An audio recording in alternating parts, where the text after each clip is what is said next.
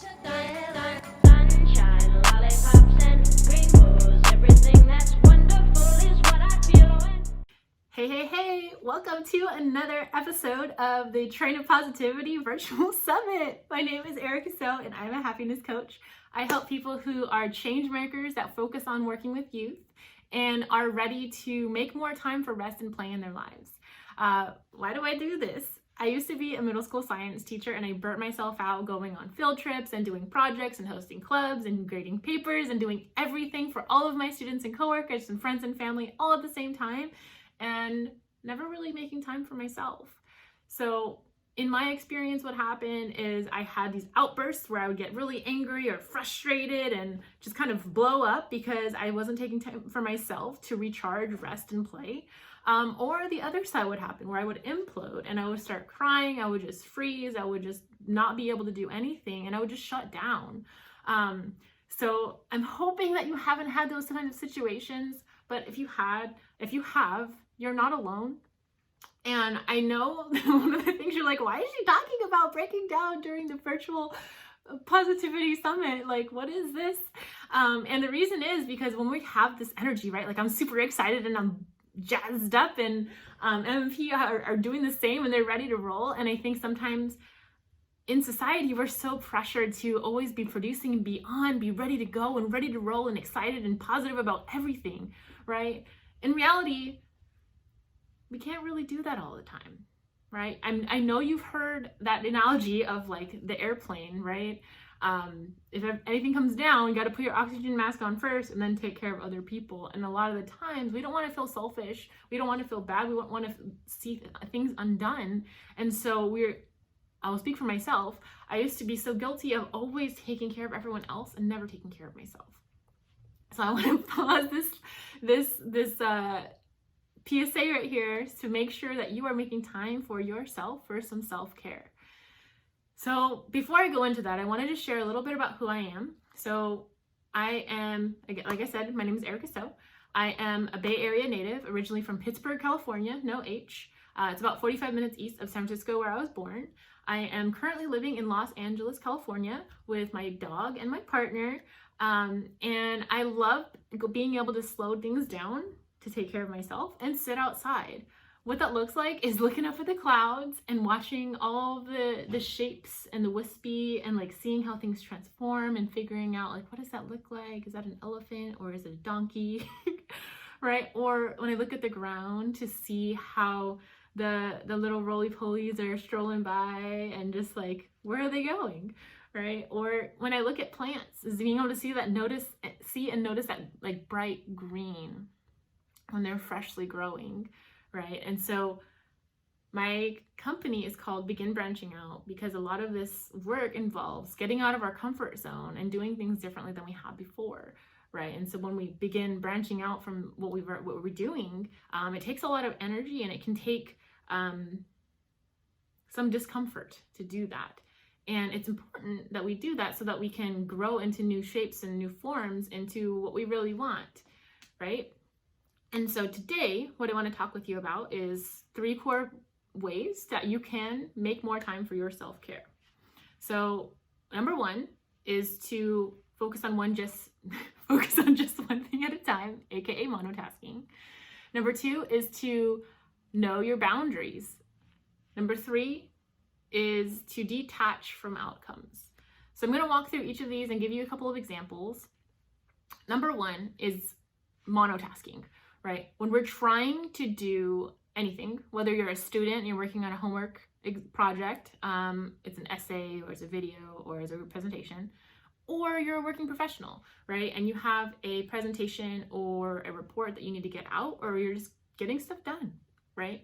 A lot of the times we are doing more than just that, whether that's also listening to our emails coming, our phone ringing, having coworkers or family members or roommates asking us questions. Each time we have to change what we're doing, it's called task switching, we lose energy because we have to refocus and figure out, okay, what is happening in this other place? So for example, if we're working on our project, right? Okay, I'm like typing up here, I need to do the introduction, then I need to talk about what's the context, blah, blah, blah. And then my phone goes off because I got a text, right? Now I need to look at my phone. Who was that? Is this important? Do I need to do this right now? Even if I decide that it's not important, I put my phone down and I have to go back to my project. What was I just talking about? I was doing the introduction and then I was what? And then I have to like kind of resituate myself. And so ideally, what we can do is we can kind of just do one thing at a time and just make sure there's a certain time that we check our phone. Make sure there's a certain time that we listen to our podcast. Make sure there's a certain time that we are focused on our work, right? And that leads into number 2, which is know your boundaries, right? I know that when I'm working on my project, I use the Pomodoro method. I do 20-minute spurts. Okay, this is when I'm working on this. This is my goal. This is my objective. This is going to get done. And then I have 5 minutes to go to the bathroom, walk around, check my phone, see if any emails came in, right? And in that way, you can be really focused on what is important, getting it done, and stay really focused with intentionality. And I have breaks built in that I don't forget, right? And then, so the third part of that is to detach from outcomes. So a lot of the times we have a certain expectation of what we want to happen, right? And I'm going to give a silly example. I know during quarantine, a lot of people became plant moms, plant dads, plant families, and got really excited about getting all these different kinds of plants. So my partner and I, we had our plants and we're like, okay, like it's a nice day out. Maybe the plants want to get some extra sunlight, right? Because that's how plants work. They need sunlight and water. We already watered them, but they could use some more sun. So what we did is we literally took our plants out and we like lined them up on the little like sill outside of our door. So they could get a little extra sun, and we're like, oh, we're gonna bring them in and they're gonna be all happy and great. 30 minutes later, if you know anything about plants, we go out there and they're like, ooh, they're like wilting and drying, and they actually are starting to have like brown spots. And we're like, what just happened? We bring them in, we're like, oh gosh, like what is going on? And we could have been like, we are so stupid. What did we do? That was so dumb. I can't believe we even thought that was a good idea. Instead, we did a little Googling, we looked it up online. Turns out that plants can get too much sun and that there is such thing as like plants getting sunburn. So now we know the indoor plants need to stay inside, and we know a little bit more about our different plants and why they need different environments. And I share that because it's a personal example where I was very shocked and I didn't know what to do. And I know there's a lot of times when things happen like that and we can beat ourselves up because we thought we should know better. And at the end of the day, we're just doing the best that we know at the time. And so being able to be flexible, understand, give ourselves some compassion as we do everything that we do, because we're good people. We're trying our best and things aren't always going to work out the way we want, and that's okay. So in summary, I just wanted to restate those 3 things. Number 1 was monotasking. Make time to do just one thing at a time. Number 2 was knowing your boundaries, deciding, okay, this is a time for that, right? And number 3 is to stay detached from expectations, right? And being flexible when things don't go as planned. And so with all that said, I want to share, if you are curious to learn more about what I do, I'd love to connect with you. I'd love to hear from you. Even if you just want to shoot me an email or message, say, hey, Erika, it was great listening. This is my key takeaway, right? You can find me on Instagram at Begin Branching Out. My website is beginbranchingout.com. You can also email me at erika@beginbranchingout.com. Erika spelled Erika.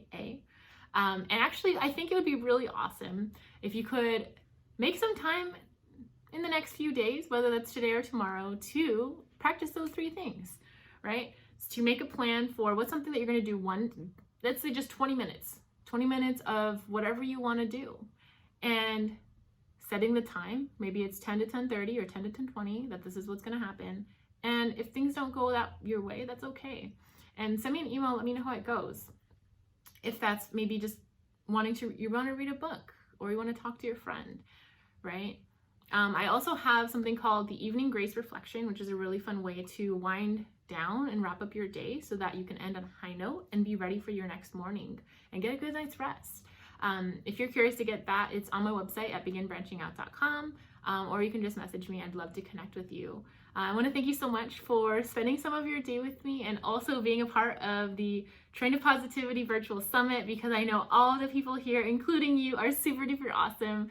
I hope you have a beautiful day and take care. See you around. Thank you for joining us for the 2021 Train of Positivity Virtual Summit. If you have enjoyed this positive message, please feel free to like, comment, and subscribe.